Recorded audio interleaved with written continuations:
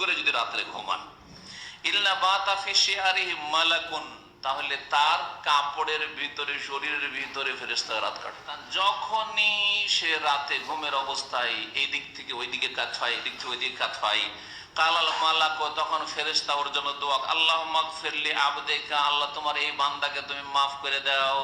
তাবরানীতে আরেকটি হাদিস রয়েছে যে শুধু মসজিদের সাথে পরিষ্কার পরিচ্ছন্নতা সীমিত নয়, আর জুমার সাথে আর নামাজের সাথে সীমিত নয়, বরং যে কোনো জায়গায় শরীরকে পাক পবিত্র পরিষ্কার পরিচ্ছন্ন রাখুন।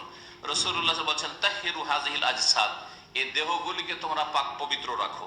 তাহহারাকুমুল্লাহ, আল্লাহ তোমাদেরকে পাক পবিত্র রাখবেন। মা মিন আবদিন বাতা তাহির, কোন বান্দা যদি রাত কাটায় পবিত্র হয়ে উযু করে যদি রাতে ঘুমান, ইল্লা বাতা ফি শিআরিহি মালাকুন, তাহলে তার কাপড়ের ভিতরে, শরীরের ভিতরে ফেরেশতারা রাত কাটে। শেহার ভিতরের কাপড়কে বলা হয় গেঞ্জি, যেটা গায়ে লেগে থাকে ওটা। আর দেশার ওপরের কাপড়টাকে বলা হয়, ওপরে যে কাপড়টা সব ওপরে থাকে ওটাকে দেশার বলা হয়। ফেরেশতা মানে তার সাথে একেবারে অতপ্রত জড়িত থাকে। এই হাদিসের অর্থ হচ্ছে ফেরেশতা তার সাথে একেবারে অতপ্রত ভাবে জড়িত থাকে। কুল্লামা তাকাল্লাম মিনাল লাইলি সাআতান, যখনই সে রাতে ঘুমের অবস্থায় এই দিক থেকে ওই দিকে কাত হয়, এই দিক থেকে ওই দিকে কাত হয়, কালাল মালাক, তখন ফেরেশতা ওর জন্য দোয়া, আল্লাহুম্মা গফিরলি আবদিকা, আল্লাহ তোমার এই বান্দাকে তুমি মাফ করে দাও।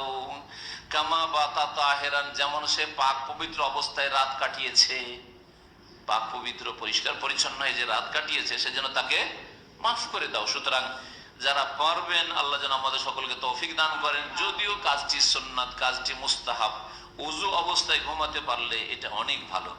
আবু দাউদে আরেকটি হাদিস রয়েছে এর কাছাকাছি, মা মিন মুসলিমিন ইয়াবিতু তাহিরান, কোন মুসলিম যদি রাত কাটায় পবিত্র অবস্থায়, উযুর অবস্থায় রাত কাটালেন, ঘুমাইলেন তখন উযুর অবস্থায়, ফাতে আর মিনাল লাইল, তারপর রাত্রে ঘুম ভাঙলো, রাতে কখনো জেগে উঠলেন বা ঘুম ভাঙলো, যখনই ঘুম ভাঙিয়ে তখন আল্লাহর কাছে কিছু চান।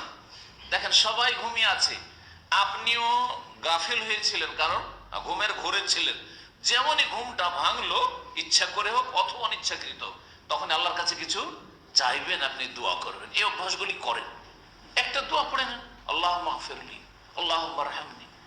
ওই ঘুমের অবস্থায় আধ ঘুম হয়ে আছে, হুঁশ আছে, খেয়াল হয়েছে, জেগে উঠেছেন, অনিচ্ছাকৃত ঘুম ভেঙেছে, দোয়া করেন একটু, আল্লাহুম্মা রহমনি, আল্লাহুম্মা রযুকনি, বা এরকম মেলা দোয়া হইতে পারে। যে কোনো দোয়া, কোনো একটা গুরুত্বপূর্ণ আপনার খাস বিষয় যেটা চাইছেন, মনে করছেন যেটা আমার এখনই দরকার বা এই সময়গুলিতে এটা দরকার, আপনি দোয়া করেন।